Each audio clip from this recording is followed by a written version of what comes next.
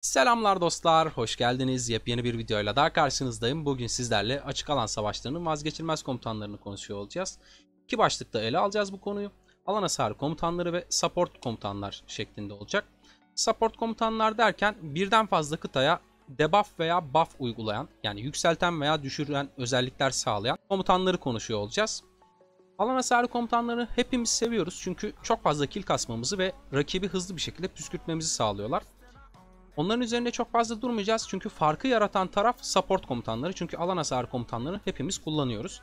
Support komutanları da bize ne sağlıyor? Biz daha az kayıp verirken rakibin daha fazla kayıp vermesini sağlıyorlar. Bu yüzden önemliler. Eğer bir KVK'da veya bir Osiris maçında doğru kullanılırlarsa zaferin anahtarını getiriyorlar size. Tabii ki her zaman support komutanlarını doğru kullanmak bize zaferi getirmiyor. Çünkü rakibimizin harcama limitleri bizden çok üstte olabiliyor ve bizden fazla kaybetmesine rağmen savaşmaya devam ediyor ve para harcayarak savaşı bizim pes edeceğimiz noktaya götürebiliyorlar. Ama doğru kullandığımız takdirde rakibimize vereceğimiz maksimum zararı veriyoruz. Bir de şöyle düşünmeniz gerekiyor. İmperium krallıklar arasındaki savaşlara veya Osiris maçlarına baktığınızda support etkili komutanları daha doğru kullanan, daha doğru anda doğru şekilde kullanan tarafın diğer tarafa üstünlük kurduğunu görüyoruz. Bu yüzden önemliler. Alan hasarı komutanlarının üzerinde çok fazla durmayacağım. Zaten hani ne işe yaradıkları belli, hangi komutanlar oldukları belli. Biraz daha hatırlatmaya yönelik hepsinden aslında sayıyor olacağız. Hepsini sayıyor olacağız. Ve işte birinci komutan, ikinci komutan olarak kullanılması ile ilgili söylemde bulunuruz. Çok fazla üzerinde durmayız.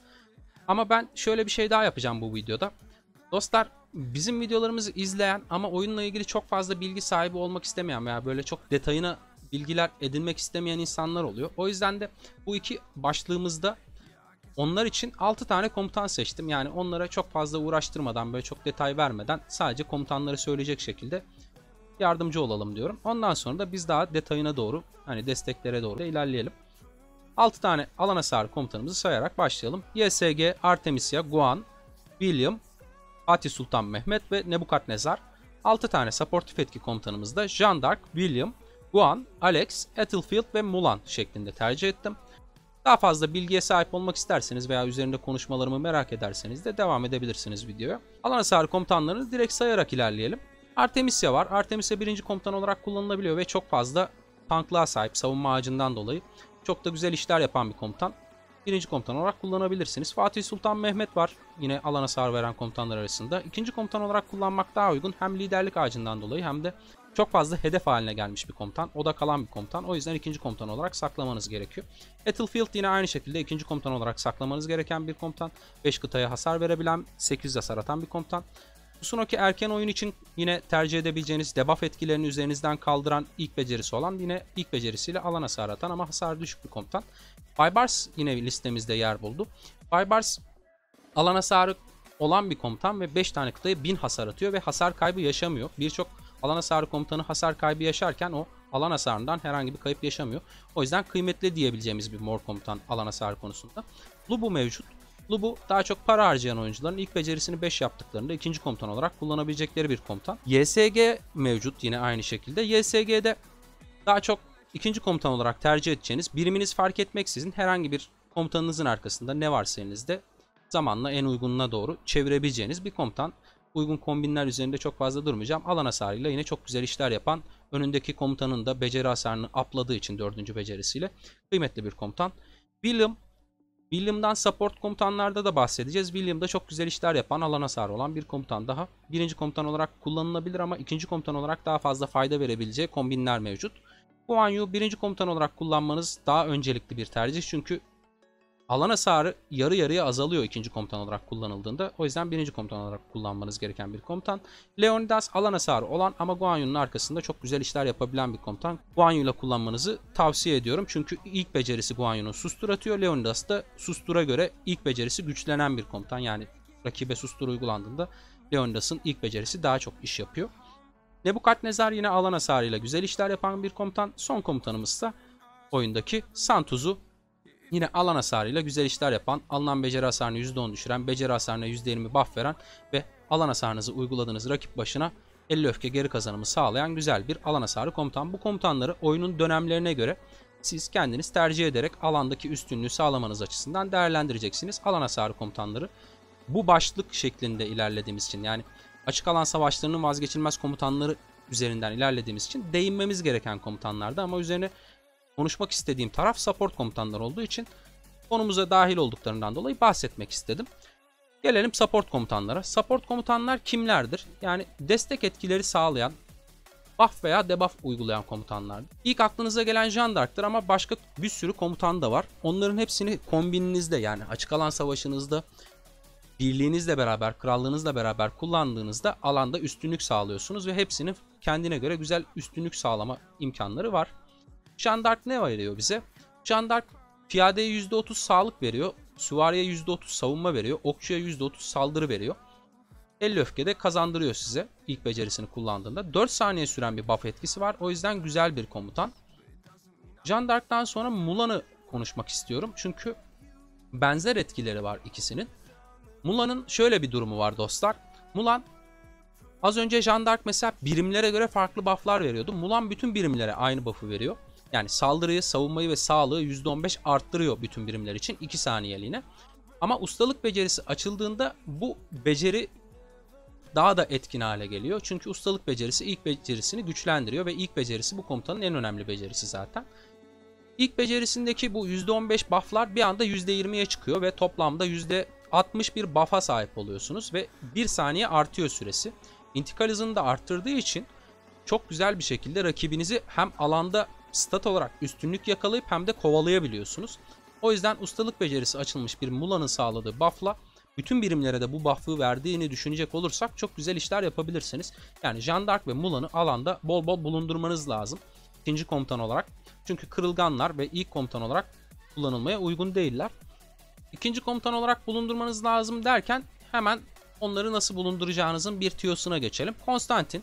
Konstantin de yine supportif etkilere sahip olan bir komutan. İlk becerisini kullandığında 5 saniye boyunca %10 alınan hasarı azaltıyor etrafındaki dost birimler için. Bu güzel bir etki. Yani alanda sizin bütün birimleriniz için bunu sağlıyor olduğu için, yakınındaki bütün birimler için bunu sağlıyor olduğu için aslında hepsinin %10'unu azaltması çok tanki bir özellik. Yani güzel bir özellik. Aynı zamanda Jeanne d'Arc gibi, Mulan gibi, birazdan bahsedeceğimiz Ethelfield gibi komutanların Konstantin'in arkasına saklamak mümkün olduğu için aslında güzel bir özellik. Çünkü Konstantin tank bir komutan olduğu için, aynı zamanda etrafına da tanklık verdiği için az tercih ediliyor odak olarak. Yani Konstantin'i biri gördüğünde Konstantin'e vurmalıyım demiyor. Çünkü gerçekten Konstantin'in yüksek statları var. Yani %40 piyade sağlığı var bir kere sabit bir şekilde. O yüzden de az odak aldığı için bu debuff buff komutanlarını onun arkasına saklayıp alanda bulundurabiliyorsunuz. Kendisinin de ufak bir buff'ının olması da tatlı bir özellik zaten. Ethelfield'dan bahsettik. Ethelfield'ı yine aynı şekilde Konstantin'in arkasına saklayabilirsiniz. Ne sağlıyor? Saldırı, savunma, sağlık düşüşü sağlıyor düşman için. 2 saniye boyunca sağlıyor bunu. Ama yüksek bir stat düşüşü, yani %90 bir stat kırıyor rakipten. Alan hasarı da mevcut. 5 tane düşmana uyguluyor. O yüzden de çok güzel işler yapabiliyorsunuz Ethelfield'da. Ethelfield'ı yine Konstantin'in arkasına saklayarak kullanabilirsiniz. Sizin için güzel bir debuffer'dır. Hazır yakında Guan Yu varken Guan Yu ile devam edelim. Bir diğer komutanımız da Guan Yu. Guan Yu çok yüksek bir beceri hasarına sahip. Yani 2000 hasar faktörü uyguluyor 3 tane düşmana. Hedef başına hasar kaybediyor ama burada bizim konumuz supportif etkisi. Yani 3 saniye boyunca düşmanları susturması. Susturmak ne demektir? Becerilerini atmaya engel olmaktır. Yani rakibin 3 saniye boyunca becerilerini atmasına engel oluyorsunuz 3 tane düşmanın. Yani alanda ne kadar çok Guan Yu kullanırsanız o kadar çok düşmanın becerisini atmasına engel olacaksınız. Bu da sizin alanı kazanmanızda çok büyük bir etki sağlayacaktır. Alex ne veriyor bize? En bilinen özelliği kalkan kazandırmasıdır. Yanındaki dost kıtalara kalkan kazandırır. Kalkan etkilerinden daha önce mekanik olarak bahsetmiştik. Yine bir ufak değinelim. Hastanenizde düşen ağır yaralı asker miktarını kalkan etkileri azaltıyor. O yüzden de alanda daha uzun süre savaşmanızı sağlayacak bir etkisi var supportif olarak. Aynı zamanda Alex'in bize sağladığı diğer özellik de 3 tane düşman kıtasının 4 saniye boyunca alacağı hasarı %30 arttırıyor. Bu da rakibi alanda hızlı bir şekilde eritmemizi sağlıyor. Alex bu anlamda önemli bir komutan. Alex'i de yine bol bol bulundurmamız gerekiyor alan savaşlarında. Guan'dan bahsettik. Leonidas'tan bahsetmezsek olmaz. Çünkü Leonidas Guan'ın arkasında yaygın olarak kullanılan bir komutan. Sebebi de Guan Yu'nun ilk becerisindeki susturma etkisinden sonra saldırı azaltma etkilerine maruz kalmış veya susturma etkisine maruz kalmış düşmanın aldığı hasarı %50 arttırıyor. Bu da %50 daha fazla hasar almalarına neden olduğu için çok hızlı bir şekilde rakibi eritmenizi sağlıyor.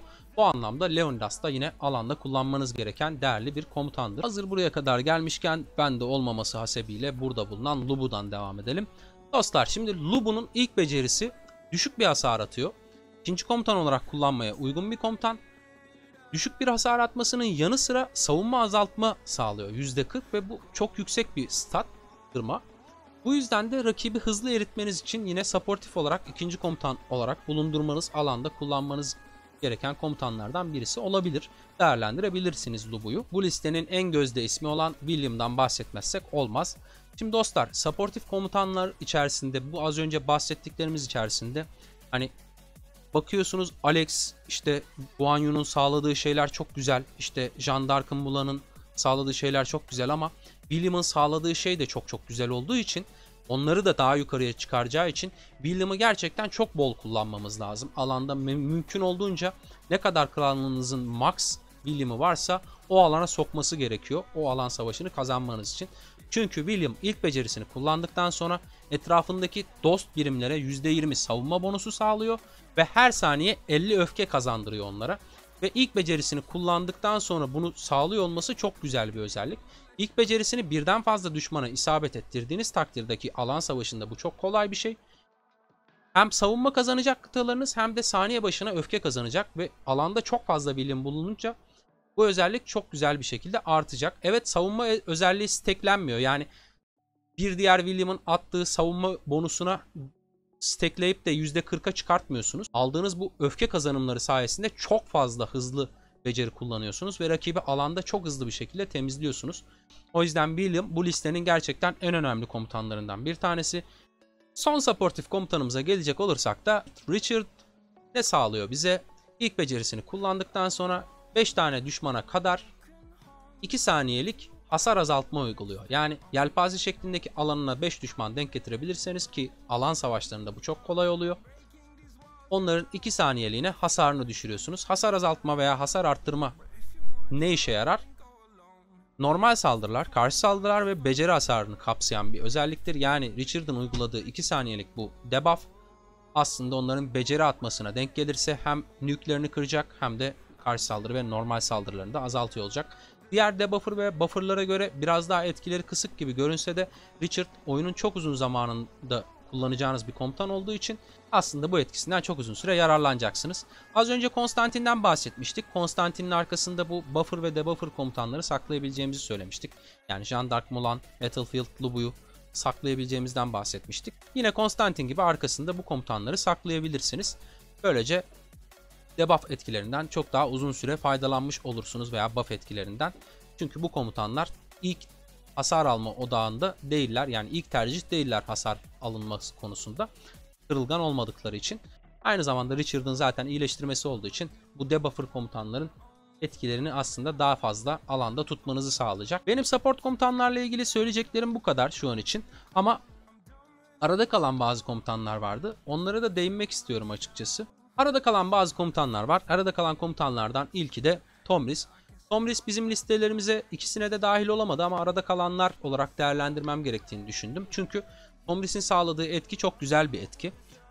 Alan hasarı vurmuyor veya toplu bir buff veya debuff sağlamıyor ama 15 kez yük biriktirebiliyor. 15 kez yük biriktirdiğinde hedef aldığı kıtanın %45 beceri hasarını daha fazla almasına sebebiyet veriyor. Siz %45'e çıkamadan zaten o kıta siliniyor haritadan. Benim gözlerim daha çok %36'yı görebildi. %36'dan sonra zaten kıta kaybolmuş oluyor üzgün suratla. O yüzden de Tomris yine alanda veya yapıları sıvarmlarken de kullanabileceğiniz bir komutan. Bir diğer arada kalan komutanımızsa Hannibal Barca dostlar. Hannibal Barca arada kaldı çünkü yine Tomris'le aynı sebepten alan hasarı veya alan debuff'u yok. Bireysel bir debuff etkisi var. Bir de parayla elde edildiği için çok fazla bizim oyuncu kitlemize hitap etmiyor. Tabii ki öncelik olarak az önce saydığımız alan etkili komutanları kullanmanız, supportif komutanları kullanmanız daha değerli. Ama Hannibal Barca kasmış bir hesap varsa ona da gidip işte sen alan etkili komutan kullan, bunu kullanma demenize gerek yok. Kullansın. Alanda yine ortak odak aldığınız hedefi hızlı eritmeniz için çok güzel katkılar verecektir. Ne sağlıyor bize? %25 hasar azaltma ve %25 savunma azaltma sağlıyor hedef aldığı kıtanın. Yani hedef aldığı kıtaya çok hızlı bir şekilde hasar çıkardığımız takdirde onu ortadan silmemiz anlamına geliyor. Ve uyguladığı debuff da 5 saniye gibi çok uzun bir süre olduğu için Hannibal Barca arada kalanlardan bu listeye girmeye değerli gördüğümüz komutanlar arasında yer aldı. Benim söyleyeceklerim bu kadar. İzlediğiniz için teşekkür ederim. Eğer içeriklerimi beğeniyorsanız kanala abone olup bana destek olabilirsiniz. Eğer bu videoyu da beğendiyseniz bir beğeni bırakabilirsiniz. Aklınıza takılan sorular varsa lütfen benimle paylaşmayı ve sormayı unutmayın. Yorumlar kısmında sizler için cevaplandırıyor olacağım. Tekrar yeni bir videoda görüşene dek